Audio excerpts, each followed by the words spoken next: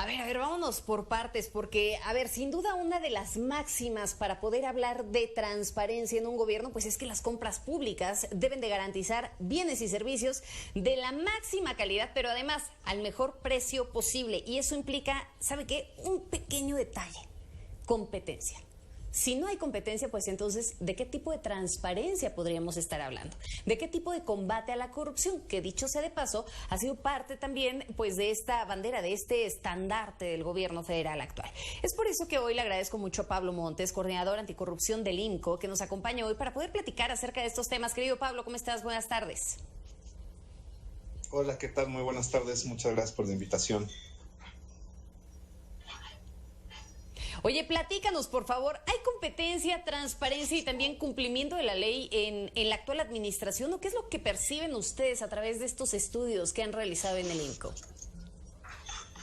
Bueno, en el INCO llevamos haciendo un seguimiento de las compras públicas del gobierno federal desde antes de esta administración. Empezamos con la administración pasada de Enrique Peña Nieto, y lo que hemos visto es que este cambio en el discurso respecto al combate a la corrupción no se ha visto reflejado en un cambio muy marcado, muy claro en respecto a cómo está comprando el gobierno.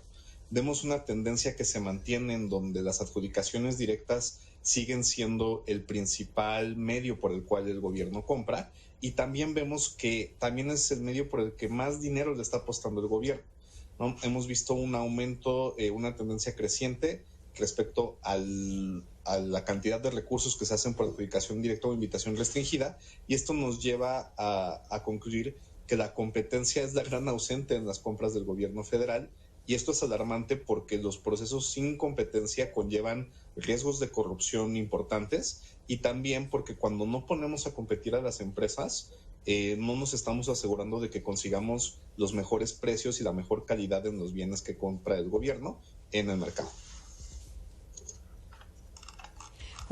Nos dices entonces, esta falta de competencia realmente nos puede estar arrojando también un tema ahí delicado que podría estar relacionado con cuestiones de corrupción.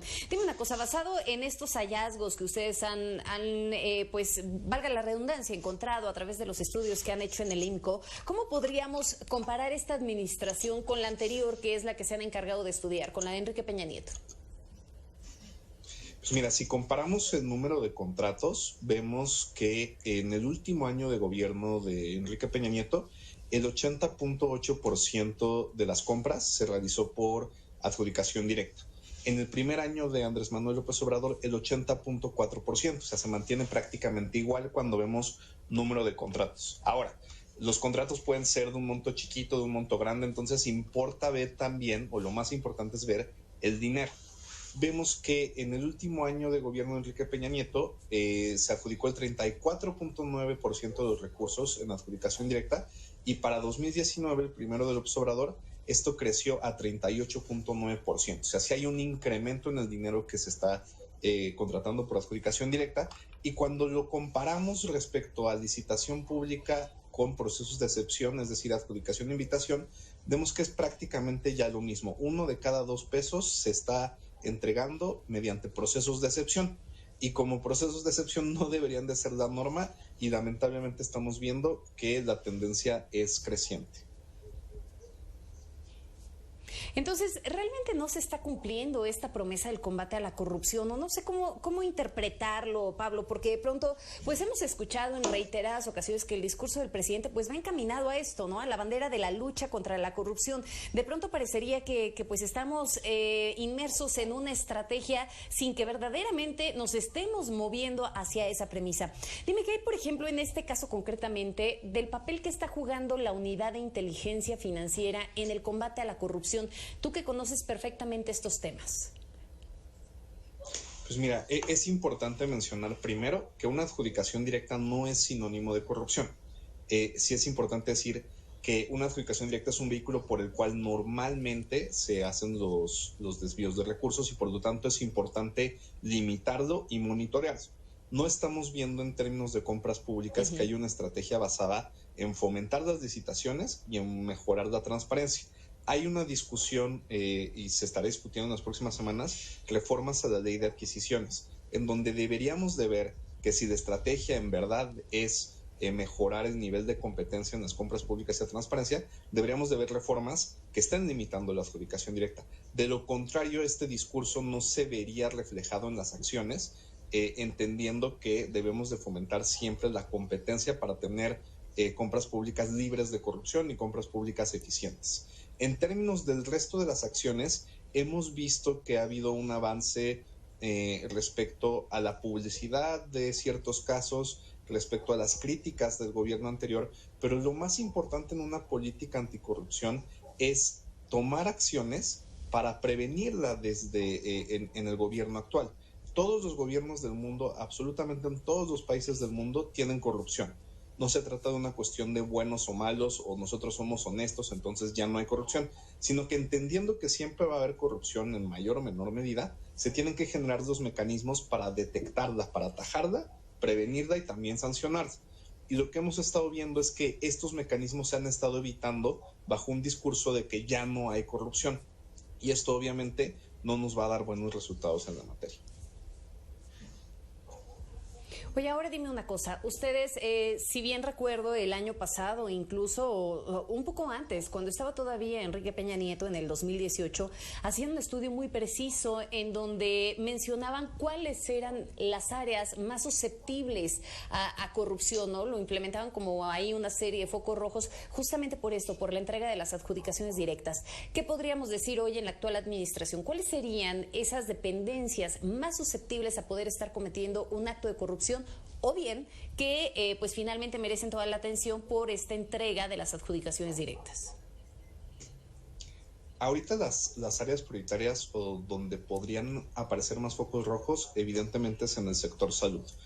Aunado a la pandemia que requiere que se destinen muchos recursos para adquirir los insumos médicos, el material, los equipos, los medicamentos, para proteger a las y los ciudadanos y también para el personal médico, eso lleva a que se hagan muchas contrataciones.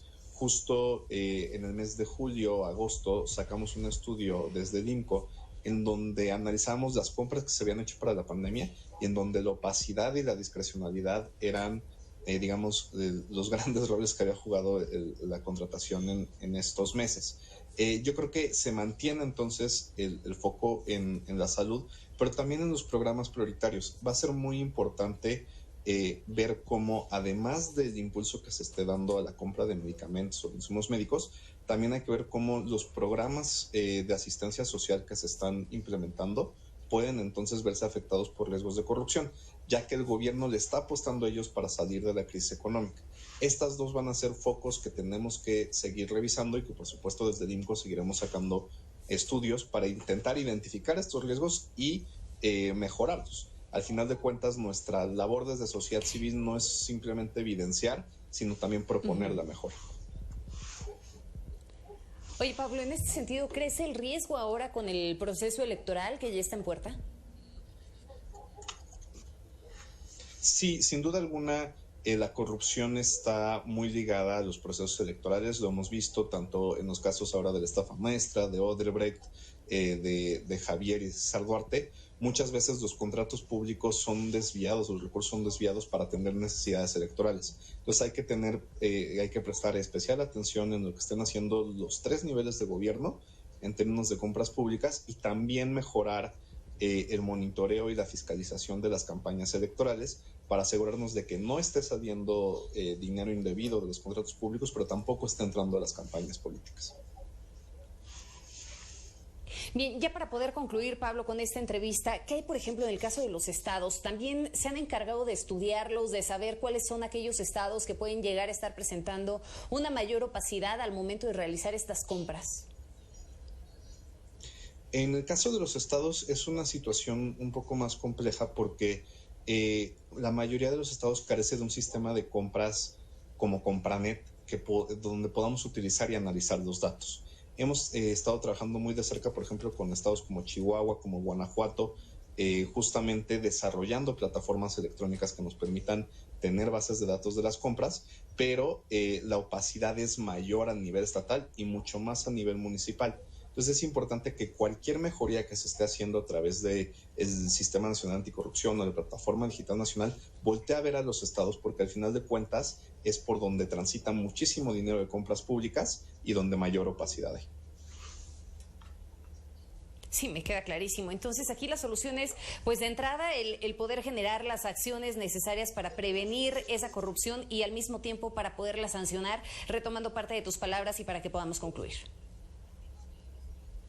Sí, por supuesto, lo fundamental es entender que la corrupción se tiene que controlar, no la podemos negar, no la podemos evitar, la podemos controlar, y para eso entonces hay que generar mecanismos que nos ayuden a detectarla o a prevenirla. Y en el caso de las compras públicas, favorecer la licitación pública sobre las adjudicaciones directas es un primer paso necesario. Pablo, muchísimas gracias por esta entrevista. Mantengámonos al habla, por favor. Claro que sí, estamos a la orden. Hasta luego. Muchísimas gracias a Pablo Montes, coordinador anticorrupción del INCO. Vamos a hacer una pausa, regresamos para seguirle informando.